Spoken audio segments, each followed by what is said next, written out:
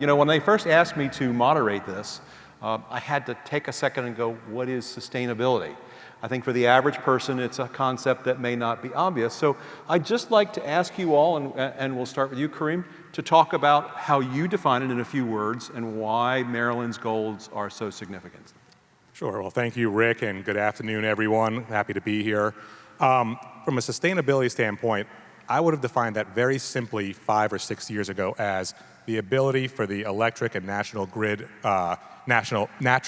gas grid to be able to withstand weather and other disruptions and be able to bring customers back on as quickly as possible.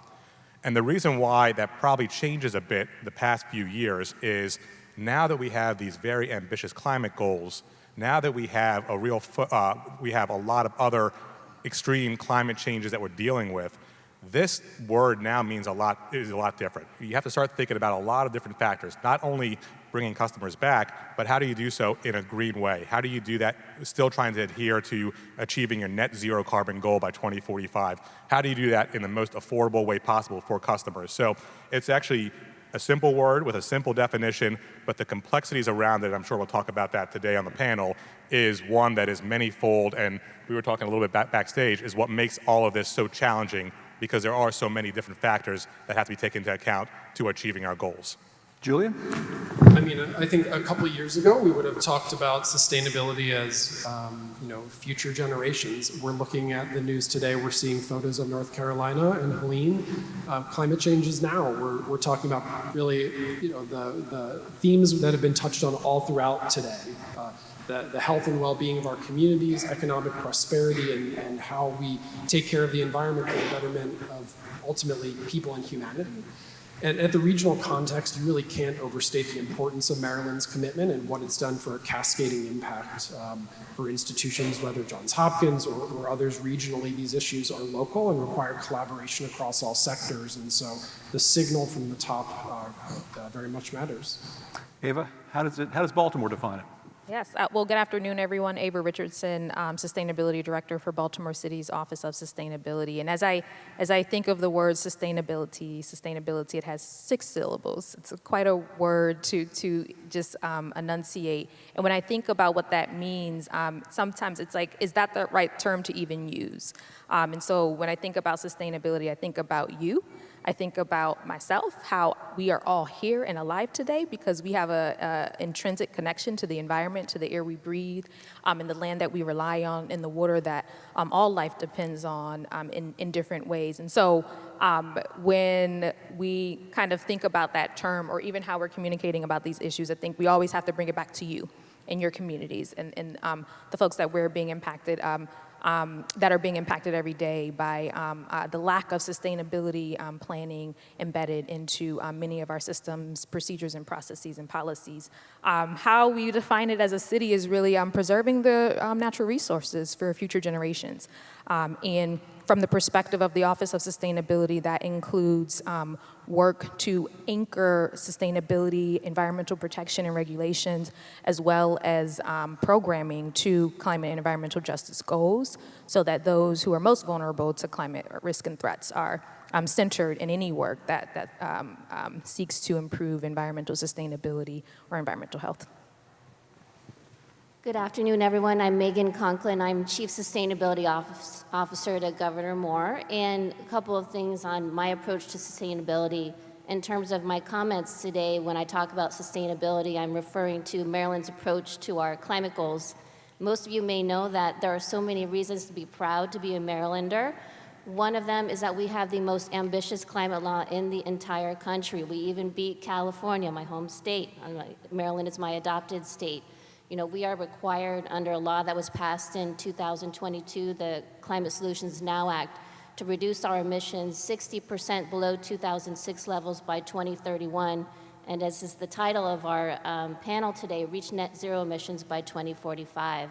And in December of last year, the Maryland Department of the Environment released the Climate Pollution Reduction Plan. So this is Maryland's strategic roadmap on how we can reach those 60% reductions. And if you take a look through the report, it outlines numerous economic and public health benefits to reaching those emission goals. So that's a little bit about my approach in terms of my work.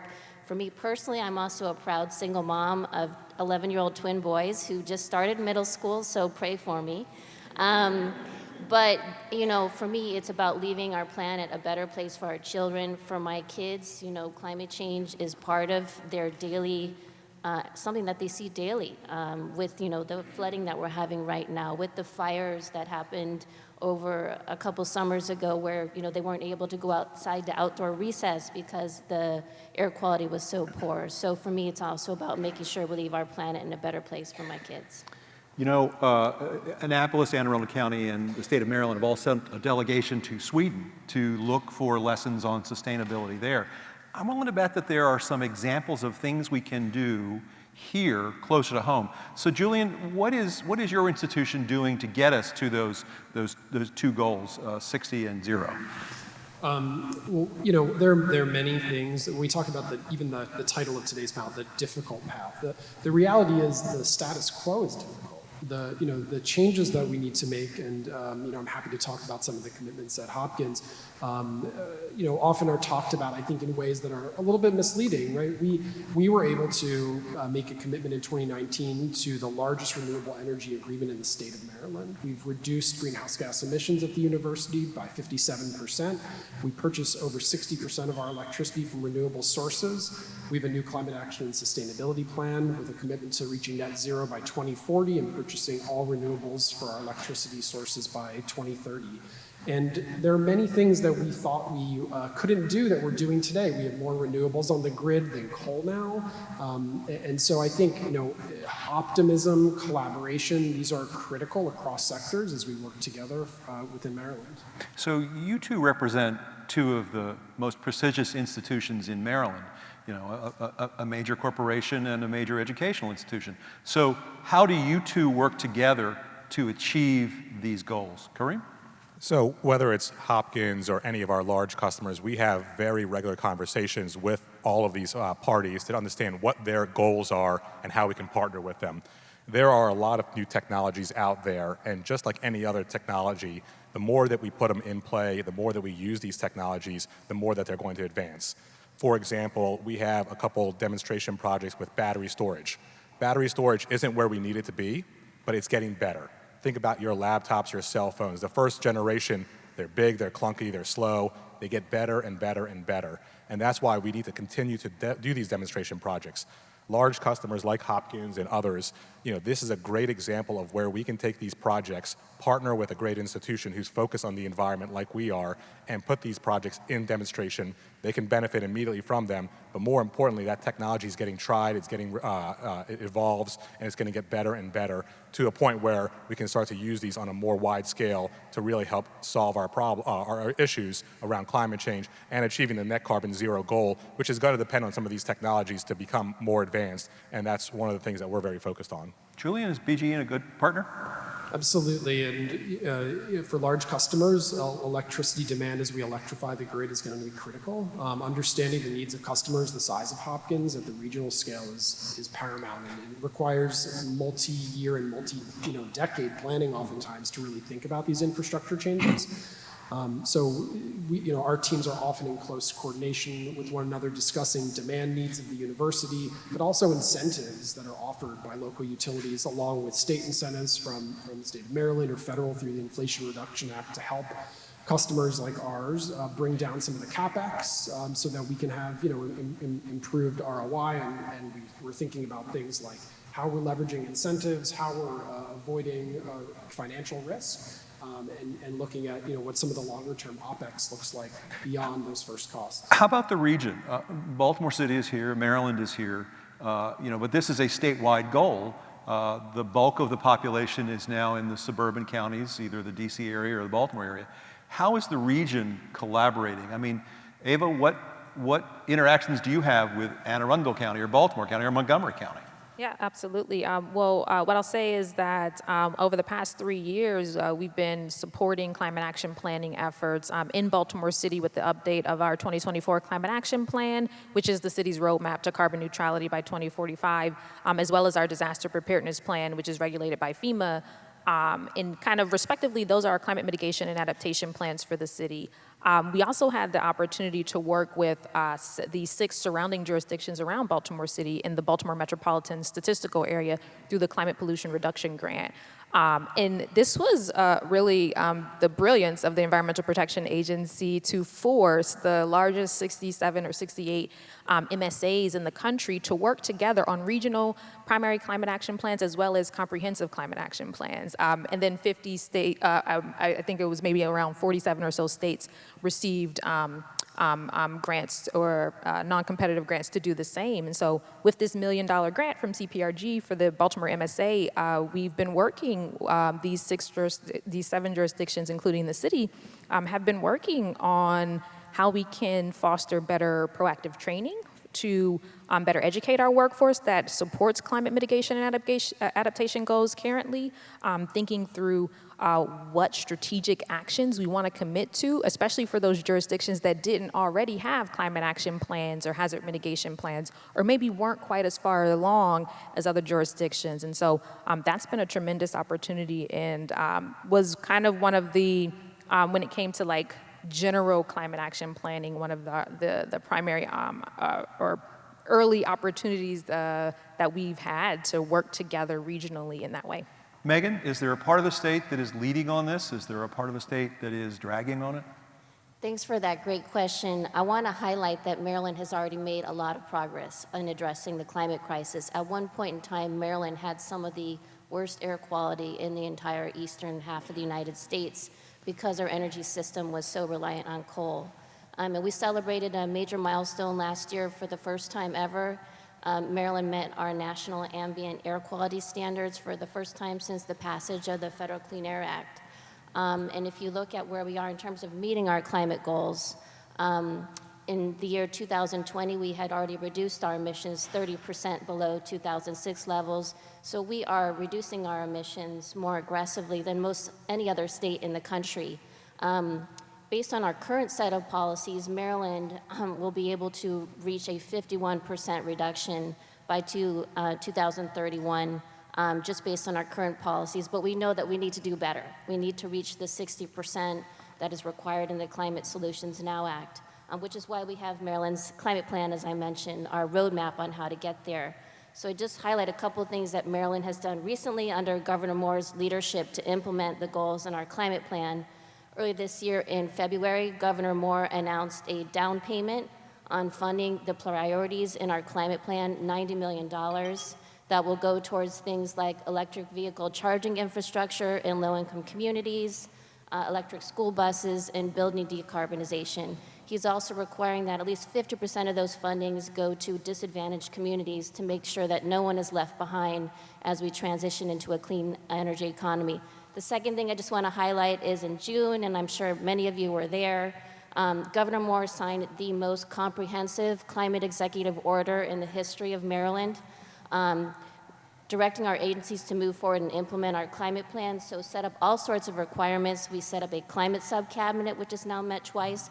We're requiring every single one of our state agencies to submit a climate implementation plan by the end of this year in order to implement our goals. So we are doing everything we can at this point to move forward with meeting those goals in the state. Kareem, you're the head of a publicly regulated utility. So Maryland sets the course, and you're responsible for getting us there. We're going to need a lot more electricity and from non-polluting sources. How are you getting it, and where are you going to get it from? Sure. So one of the things I'll say is the goals that we've set are economy-wide. So it goes beyond just the utility. It includes transportation, it includes generation, it includes buildings that we may not own. So that's where that partnership that you've heard on the stage here so far comes into play, where all these organizations are coming together. What I think the state legislature did really well is they put out these very ambitious goals that we're going to achieve, 60% reduction by 2031, net zero by 2045, but they didn't say the roadmap of exactly how you're going to get there. Instead, they set up working groups that included environmentalists, building owners, utilities, transportation providers, and got them all in a room together to say, how can we achieve these goals? Because to get to net zero, there are many ways you can get there. What is the best path forward for our citizens and for our customers? In terms of how we partner, we see this as a multifaceted approach on the utility side. One, it's helping people use less power. So if you want to be clean, you can use less power. We have something in Maryland called the Empower Maryland program, which is our energy efficiency program that's run by the commission that all the utilities in Maryland participate in. In BGE, and I think the other utilities are probably similar, I just know our numbers myself, since we started this program just over 10 years ago, we've seen a 21% reduction in the amount of electric usage. As people are even using more electricity for their daily lives, we're seeing a reduction. Some of this was easy, low-hanging fruit by changing lights to LED lights, but it's getting more complex, and we're partnering with customers like Hopkins and other residential customers to say, how can you be more energy efficient? The other piece is also working with all the organizations to say, how are we going to do this in a responsible way? How are we going to source clean energy to be able to meet our goals, but also keep affordability in mind? And what you're seeing here in Maryland is we have a really interesting issue in front of us. We import most of the power that we use from other states. So as we are at this crossroads right now, we are faced with an issue of, do we build more transmission lines to connect to other generation facilities in other states and bring those electrons here? Do we build our own generation? If you're going to build generation, what is that going to look like? What kind of generation? So these are the things that are active discussions that are happening between all organizations, and I think will be an active discussion come this legislative session as well. You know, I think that the challenges that we face in this are going to change. They're one thing today, they're going to be something different 10 years from now, something different 20 years from now. Are we ready to give up gas, natural gas? So my short answer is no. And the reason I say that is there's a study that was done by a third party called E3 that said, how can Maryland get to their net zero goal by 2045? And they charted out different paths. One of the paths was eliminating natural gas and putting everything on the electric grid. One thing that's important to remember is the electric grid that we have today was not built to have that much capacity. So as you think about it, over the next 20 years, if you were to move all of the usage that's on the natural gas system onto the electric grid, our peak load at BGE, for example, so say Central Maryland, goes from 6,500 megawatts, which is basically the maximum amount that gets used in a given day, usually the hottest day of the summer. That peak load goes from 6,500 to 24,000 megawatts. And that would mean we would have to build 200 new substations, many more feeders. It would have a really dramatic impact on people's bills. There's another pathway that they laid out, which is if you keep the natural gas system just as a backup source of fuel. In other words, you use it on the coldest 6, 7, 8 days of the year, and basically you use about 20% of what you're using today.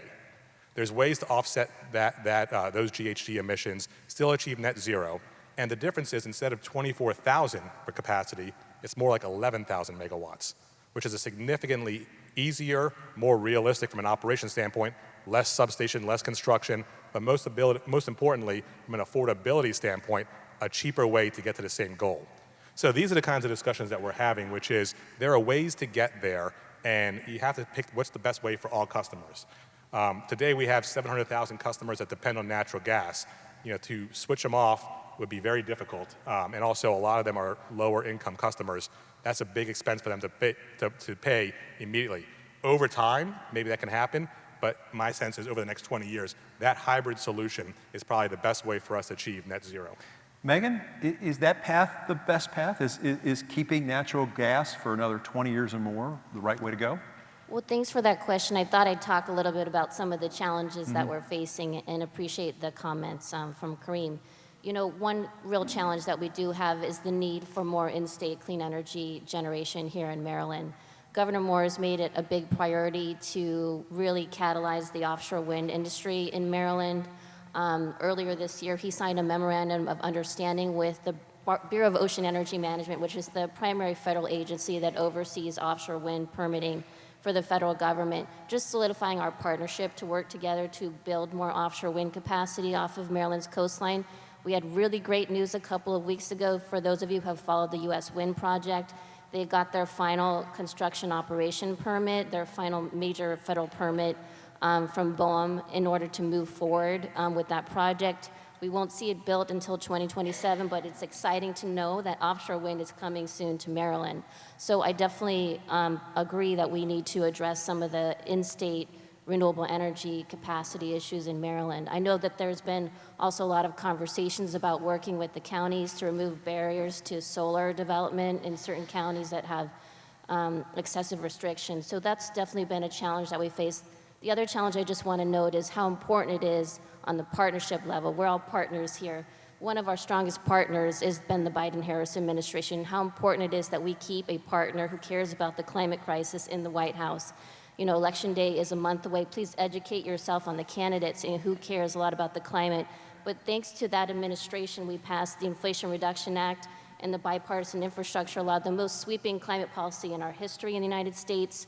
And I'm so proud to share that Maryland has secured $13 billion under those two federal laws for very exciting projects in Maryland, like the climate pollution reduction grants that Ava mentioned earlier. Maryland received $130 million from the EPA for that, $62 million from the EPA for the Solar for All competition. That will be all low-income solar projects in Maryland. And there's a lot of great things coming there. So really important that we keep that partnership going with the federal government. Ava, you represent a city that has, that is intensely developed. It does have an older or aging infrastructure system. Is Baltimore ready to make this transition? I mean, we're not only talking, at some point moving away from gas, even if we keep it for peaking purposes, but we're also talking about a network of car charging or a more robust electrical grid that, particularly for the summer months. How far along is Baltimore in being ready to make this?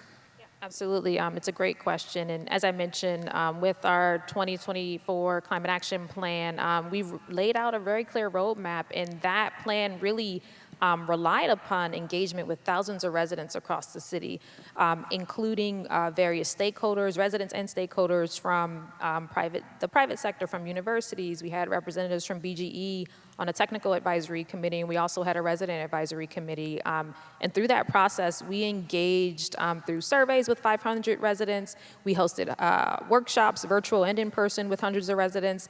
And we released an initial draft of the plan and solicited public feedback and received thousands of comments that then went into what the final product of the plan would be. And so to the question, are we ready? Absolutely. We heard so much from people in terms of like some of the most pressing issues or the challenges that they face from a weather-related perspective, especially when it came to extreme heat, flooding, and heavy rains. And we heard a lot about, again, that lived experience that you go through, that we all go through every day when it comes to all the indications that we cannot ignore of a changing climate.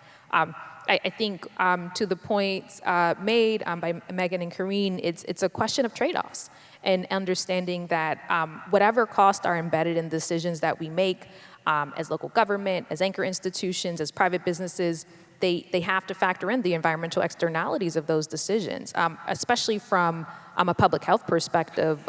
So while there may be a more cost-effective option available from the perspective of switching infrastructure types or fuel types, what are the public health implications of that? What are the societal implications of those decisions that aren't embedded in those initial costs, and who is bearing those costs at the residential level? And oftentimes it's borne by our most vulnerable residents again. And so we're trying to think through how we more strategically support a trade-offs analysis when it comes to these really tricky decisions, especially when we think about all the many people in different scenarios that have to be factored into really. Go ahead, please. We're about to go to questions. So please go ahead. I was just going to comment, agree with everything Ava said, and I think what she mentions is just that importance of getting together, getting all parties around a table to talk about the different ways we can achieve our goals, because there are so many factors that need to be considered to make sure that we do the best thing for our citizens and for our state and for the environment.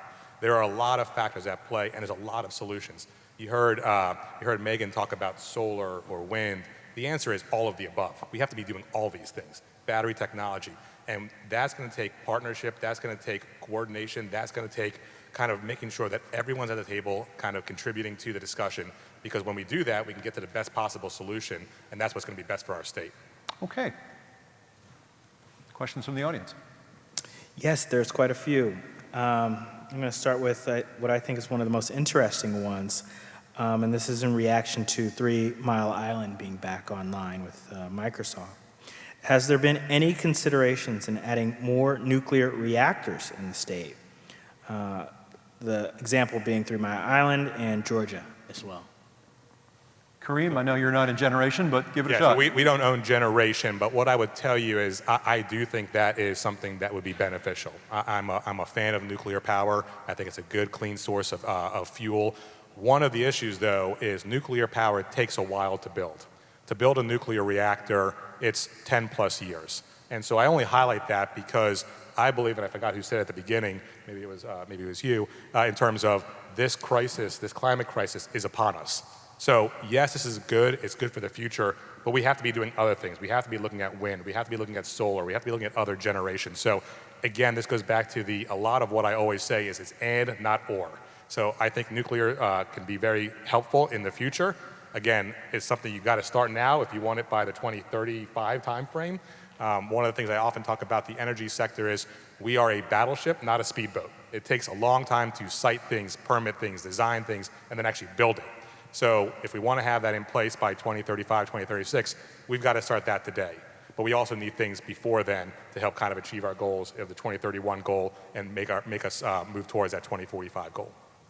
Yeah, and I would just add there, when I said we have a need for more clean energy generation in state, I include nuclear in that. We already have the Calvert Cliffs nuclear power plant that many of you may be familiar with in Calvert County.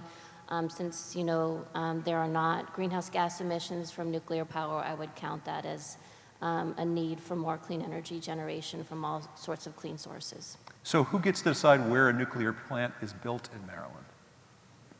Julian, you seem to be up on this. I know this is not your area of expertise. Do you think nuclear is part of the solution? I mean, we need firm power sources, and so, I think most people here know renewables are intermittent. They're extremely important. They're clean sources of energy, but the firm baseload that's required in hours where the sun isn't shining, the wind isn't blowing, and for heavy industry is critical. And so this is where there is a role for natural gas as a bridge source at times, or where there is a role for nuclear.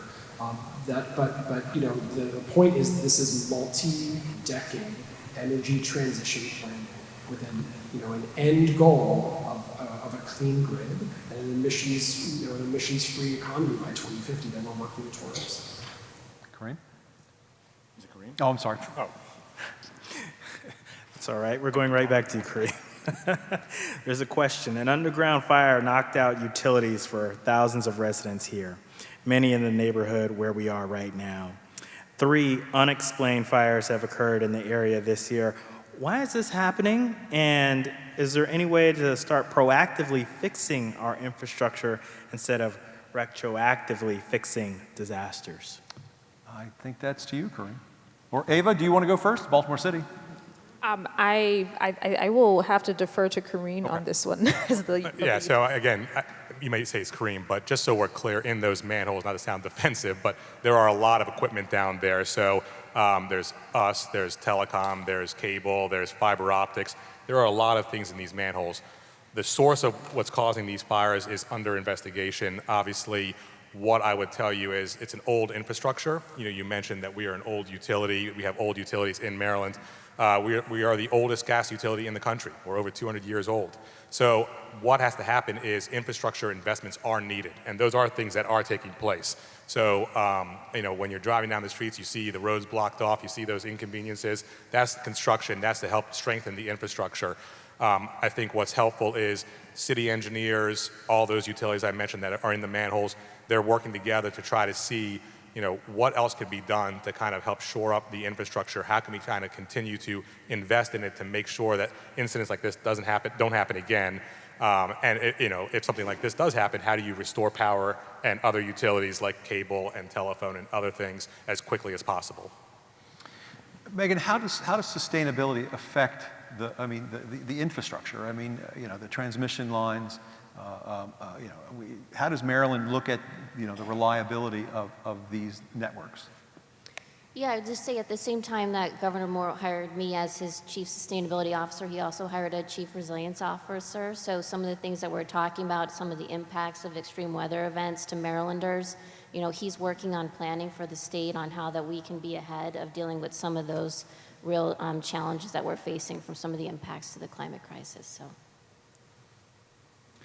Ms. Conklin, let's come back to you. There's a question about data centers. How are projections being adjusted for the energy needs of data centers? I think it's you again. I'm a popular guy. Data centers have existed for years. So let me just start with that. What is probably where the question is going is now there are what are called hyperscale data centers. And this is for all the generative AI that's going on. And this is what's taken up a lot of the news. These data centers are very, very large. You can see one data center being 1,000 megawatts.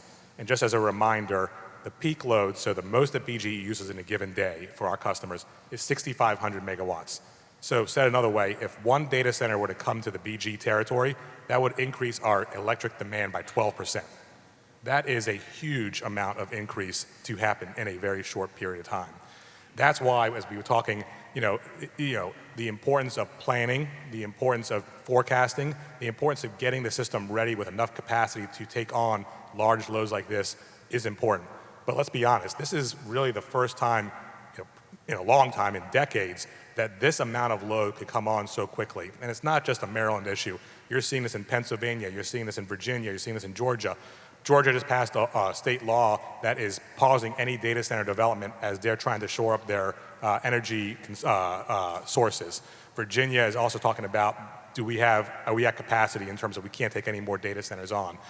This is good for the economy. It's a good economic development tool for the state. And so what we need to do is make sure that we have the things in place to be able to address the increase in demand, to make sure that other customers, residential, commercial, industrial, don't suffer from reliability issues because there's so much more demand for electricity. Julian? I mean, I just want to add that this is why clean electrification needs to happen in tandem with demand reduction and energy efficiency. And so we've been looking at this at Hopkins in our own carbon reduction planning, recognizing that this is a hierarchy. This is, first reducing, second looking at efficiency, third looking at switching fuel sources to electrify. And it is not just brand new green buildings. A lot of the elephant in the room, oftentimes, whether it's data centers in some cases, or for an institution like ours, our existing buildings, is really thinking about taking a life cycle approach and how we look at carbon reduction across a portfolio building on the way. Megan, how is Maryland focusing on reducing consumption of electricity? It's an issue that Governor Moore has been really interested in with data centers, and we do have a working group that we've been working on with the General Assembly in order to address some of these key issues with data centers. I'd agree completely with Julian's comments on energy efficiency. That can often get us to a lot of what we need. I'll tell you, for example, one program I worked on a lot before I came to the state of Maryland. I spent most of my career in the federal government, most recently with Maryland Senator Chris Van Hollen, and one of the big provisions that Senator Van Hollen advocated for in the Inflation Reduction Act are home energy rebates that will be available to consumers to do energy efficiency and home electrification upgrades to your home. So anything from, putting in a heat pump, all sorts of stuff. Those rebates will start to be available, particularly to low-income Marylanders starting next year. We're in the midst of putting in our full application to the Department of Energy. $137 million eventually will be received by Maryland. So be on the lookout for those rebates available to consumers to try and make their homes as energy efficient and reduce the amount of burden on the grid. Megan, you and I have talked personally about when I invested in my home and put in a new energy efficient, replaced the 40-year-old monster boiler. Yes. My contractor came to me and said, get your application finished because they're running out of money on June 30th. Is the state still facing that kind of demand and shortage for financing for these incentives? So you're right. We offer a variety of different incentives currently. We offer a rebate to Marylanders for the purchase of a new electric vehicle, and we have had an issue where we have exceeded those because there's been such a demand. That's great in Maryland for the EV rebates. But the rebates I'm talking about, the home energy rebates, those are new. We are in the midst of finalizing our application for this $137 million from the Department of Energy and framing out our program. So starting next year, check out the website of Maryland Energy Administration so you can find out more about those opportunities for installing a heat pump, electric and other types of electric appliances in your home, which really helps all of us not only help the climate and help our grid, but also helps our pocketbooks, which is great too. Suri. This is for the panel. What are some innovative approaches Maryland and Baltimore will or could implement to enhance sustainability beyond energy solutions, such as expanding recycling programs, composting initiatives, or other creative practices that reduce landfills, for instance? Ava, I think that one's for you. Sure. I'm so glad this question came up because when I think about the title of the panel, Getting to Net Zero, the primary measure for that is greenhouse gas emissions, but there's so many other metrics and measures that we can be using to assess progress. Year over year, our overall greenhouse gas emissions may not change that much. So in the city, we do a triannual greenhouse gas inventory. For that reason, along with kind of like that's the timeline for the state to do their emissions inventories for transportation. But to address the question, in our 2024 Climate Action Plan, we have 5 different sections that focus on everything from nature-based solutions to electricity, buildings and energy, as well as transportation. And because that was so informed by communities and residents across Baltimore City, as well as other stakeholders, we heard really innovative ideas like supporting behavior change mechanisms that get people out of cars and onto transit, or get people out of cars and walking more, biking more, or using other more active forms of transportation. We've heard for many years now across the city what our residents want to see in terms of organic waste diversion approaches and strategies, especially when it comes to increasing composting capacity. So we did receive an environmental protection, a grant from the EPA to support the building of the city's first compost facility that will be able to manage residential waste from around 12% of the households across the city by volume. And we want to keep going. Currently, we do collect food scraps at 2 farmers markets in the city and work with farmers to take that material back to their farm. One of them feeds their hogs. And so we really created a circular system because she sells that product at the farmers market. So when we think about innovation, I think not innovation for the sake of innovation, but more so like what is the behavior change mechanism that we are asking people to engage in? What is the call to action? Because as much as there is incredible need for investment at the institutional and local and state government level, I always like to say, there are hundreds of thousands of people that are going to contribute to millions of actions on a daily basis that actually help us achieve our climate goals across the city.